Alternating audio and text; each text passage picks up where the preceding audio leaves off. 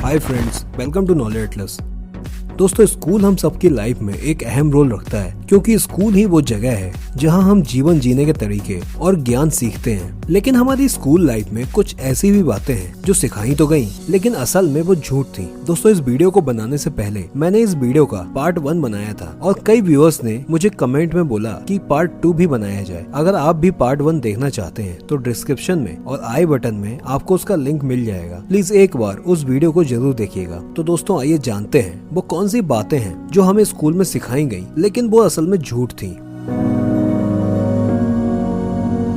दोस्तों, हमें सिखाया जाता रहा है कि रस्टी या जंग लगे हुए लोहे या कीलों से चोट लग जाने पर टिटनेस इन्फेक्शन हो जाता है, लेकिन असल में टिटनेस उस लोहे पर लगे जंग या रस्ट से नहीं बल्कि उस पर लगी गंदगी और धूल में मौजूद क्लोस्ट्रीडियम टेटानी नाम के बैक्टीरिया के कारण होता है, जो चोट लगने पर हमारे घाव के रास्ते शरीर में एंट्री कर जाता है।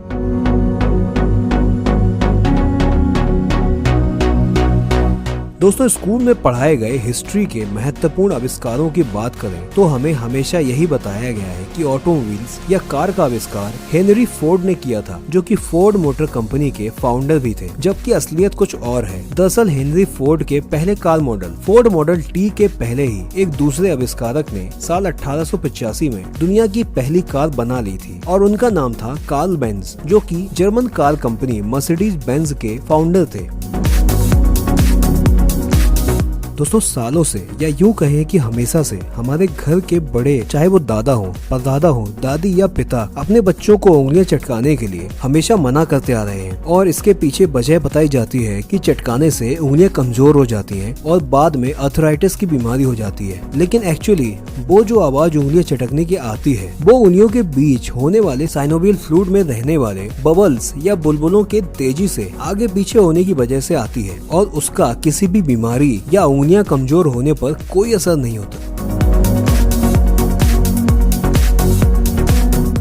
यह एक आम फिनोमिना है कि एस्ट्रोनॉट्स या अंतरिक्ष यात्री स्पेस में तैरते नजर आते हैं और हमें भी हमेशा यही बताया गया है कि स्पेस में ग्रेविटी नहीं है, यानी अंतरिक्ष में गुरुत्वाकर्षण शून्य है। लेकिन ये थ्योरी पूरी तरह सही नहीं है क्योंकि असल में ग्रेविटी या गुरुत्वाकर्षण हर जगह है, चाहे वो स्पेस ही क्यों ना हो। एस्ट्रोनॉट्स या अंतरिक्ष यात्री अंतरिक्ष में तैरते तो दिखते हैं लेकिन वे एक अलाइंड ऑर्बिट या कक्षा में ही तैरते हैं और आसपास के ग्रहों की ग्रेविटी उन्हें उसी कक्षा में बांधे रखती है। लेकिन ग्रेविटी कम होने के कारण वो फ्री फॉल की स्टेज में होते हैं। अगर कोई एस्ट्रोनॉट अंतरिक्ष यान से बाहर निकलकर भटक जाए तो जिस ग्रह या उपग्रह की ऑर्बिट में होगा उसी में पूरी जिंदगी घूमता रहेगा।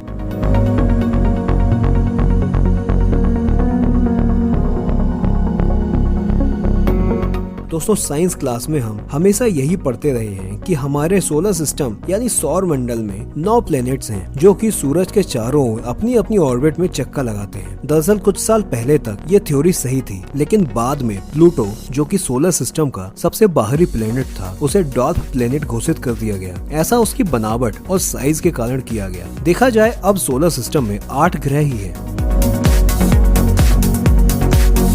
दोस्तों, आइंस्टाइन, जो कि हिस्ट्री में एक महान साइंटिस्ट और मैथमेटिकल जीनियस थे, उनके बारे में हमारे टीचर्स ने हमेशा यही पढ़ाया है कि वे जब पढ़ते थे तो मैथ में एक फेलियर स्टूडेंट थे, लेकिन असल में आइंस्टाइन एक ब्रिलियंट स्टूडेंट थे। जब वे 12 साल के थे तो उन्होंने अलजेब्रा और ज्योमेट्री सीख ली थी और 15 की उम्र आते आते डिफरेंशियल और इंटीग्रल कैलकुलस में महारत हासिल कर ली थी। दरअसल हमारे टीचर्स ये झूठ इसलिए बोलते आए ताकि कमजोर स्टूडेंट्स को मोटिवेट किया जा सके।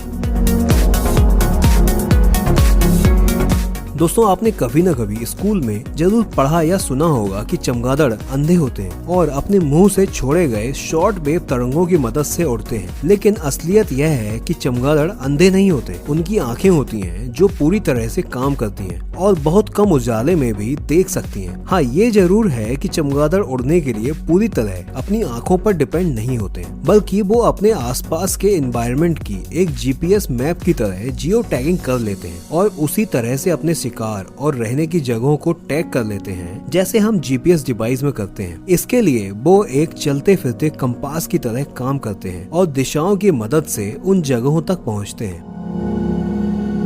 दोस्तों जब हम छोटे थे तो कभी न कभी हम में से हर किसी को खेलते समय या किसी कारण से नोज ब्लीड या नाक से खून जरूर निकला होगा और हमें सिखाया जाता था कि जब नोज ब्लीड हो तो सिर को पीछे की तरफ झुका लेना चाहिए जिससे नोज ब्लीड होना बंद हो जाएगी। लेकिन असल में नोज ब्लीड के दौरान सिर को पीछे की तरफ टिल्ट करना जानलेवा भी हो सकता है क्योंकि ब्लड एयरवे में जाकर ईसोफेगस को ब्लॉक भी कर सकता है। दोस्तों हमारे शरीर से जब ब्लीडिंग होती है तो ब्लड में मौजूद प्रोथ्रोम्बिन अपना काम करता है और उस जगह से ब्लड का फ्लो रोक देता है। नोज ब्लीड के केस में हमें सिर पीछे नहीं बल्कि आगे करना चाहिए ताकि वो ब्लड हमारे लंग्स में ना चला जाए और तब तक प्रोथ्रोम्बिन भी अपना काम कर देगा और ब्लीडिंग रुक जाएगी।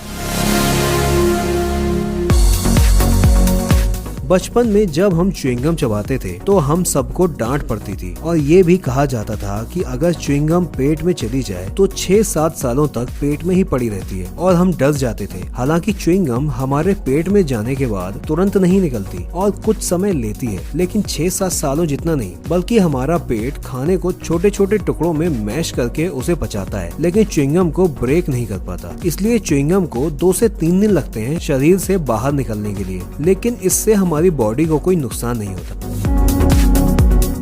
बचपन में जब भी ऊंट का जिक्र होता था तो उसे रेगिस्तान का जहाज बोला जाता था और हमें पढ़ाया जाता था कि कैमल एक बार में 30 से 40 लीटर पानी पी लेता है और उसे अपने हम्प में स्टोर कर लेता है और कई दिनों तक उसी से पानी लेता रहता है। लेकिन असल में वो जो हम्प कैमल के शरीर पर होता है वो पानी स्टोर नहीं करता, बल्कि उसमें कैमल के शरीर का फैट स्टोर होता है जो कि खाना न मिलने की दशा में उसके लिए एक रिजर्व सप्लाई की तरह काम करता है और कैमल को जीवित रखता है। दोस्तों अगर आपने भी ये फैक्ट्स पढ़े थे तो मुझे कमेंट में जरूर बताएं कि वो कौन कौन से फैक्ट्स थे। और अगर आपको वीडियो पसंद आया हो और आप चाहते हो कि वीडियो का पार्ट 3 भी बनाना चाहिए तो कमेंट में पार्ट 3 जरूर लिखें और साथ ही इस वीडियो को लाइक और दोस्तों के साथ शेयर जरूर करें और चैनल को भी सब्सक्राइब जरूर कर लें।